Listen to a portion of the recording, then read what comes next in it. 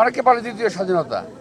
আসলে আজকে স্বাধীনতা দিবস প্রমাণ করবে দ্বিতীয় স্বাধীনতা বলে বাংলাদেশে কিছু নাই। যারা বলে তারা আজকে স্বাধীনতা দিবসকে খাটো করতে চায়। দলীয় আদর্শের ভিত্তিতে হয়তো আমরা আলাদা আলাদা কথা বলতেছি, বিভিন্ন রকম কথা বলতেছি, হতে পারে। কিন্তু যখন প্রয়োজন আসবে, জাতীয় বৃহত্তর ঐক্যের প্রয়োজন পড়বে, দেশের স্বাধীনতা সার্বভৌমত্বের জন্য ঐক্যের প্রয়োজন পড়বে, তখন কিন্তু আমরা সবাই এক হয়ে যাবে, এখানে কোনো ভুল নাই। আমরা এই মাত্র কিছুদিন আগে 5ই আগস্ট, জুন জুলাই আগস্টের মধ্যে ছাত্র জনতা আন্দোলনের মাধ্যমে আমরা নতুন করে আমরা স্বৈরাচারকে তাড়িয়ে একটা নতুন একটা আস্বাদ পেয়েছি। অনেকে বলে দ্বিতীয় স্বাধীনতা। আসলে আজকে স্বাধীনতা দিবস প্রমাণ করবে দ্বিতীয় স্বাধীনতা বলে বাংলাদেশে কিছু নাই।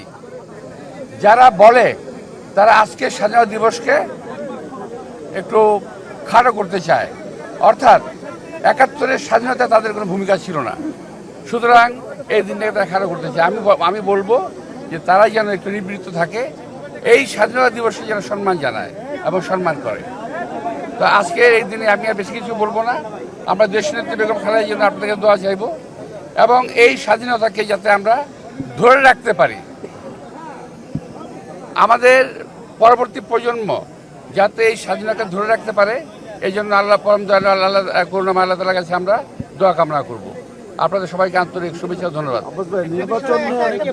নির্বাচন নিয়ে আপনাদের এই তারিখের আগে এবং 5 তারিখের পরে দলগুলোর মধ্যে যে ঐক্যটা ছিল, এখন কিছুটা অনৈক্য দেখা যাচ্ছে, আপনি কি সেটা মনে করেন?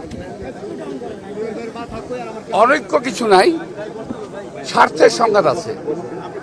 প্রত্যেকটা দলের যার যার একটা ইথিক্যাল জায়গা আছে, যার যার একটা মতাদর্শ আছে, যার যার মতাদর্শ থেকে তারা মানে একটা কথাবার্তা বলে যাচ্ছে।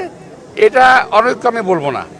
তবে যদি অনৈক্য কেউ বলে, এটাকে আমি এমন করে বলবো যে এমন সময় যদি কখনো আসে জাতীয় বৃহত্তর ঐক্যের প্রয়োজন পড়বে, দেশের স্বাধীনতা সার্বভৌমত্বের জন্য ঐক্যের প্রয়োজন পড়বে, তখন কিন্তু আমরা সবাই এক হয়ে যাবে, এখানে কোনো ভুল নাই।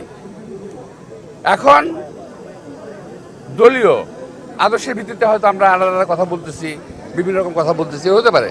কিন্তু যখন প্রয়োজন আসবে, তখন কিন্তু বাংলাদেশের জনগণ এক হয়ে যাবে স্বাধীনতা সার্বভৌমত্বের সাথে। সবাইকে ধন্যবাদ। নির্বাচন নিয়ে কোনো শঙ্কা আছে কিনা? নির্বাচন নিয়ে কোনো শঙ্কা আছে কিনা? আপনারা দাবি জানাচ্ছেন ডিসেম্বরের মধ্যে। আরে ভাই, দেশের প্রধান উপদেষ্টা উনি বলেছেন ডিসেম্বর নির্বাচন হবে, আমরা সেখানেই বিশ্বাস রাখতে চাই। এখানে আমরা আমাদের বিশ্বাসের পরিবর্তন করতে চাই না।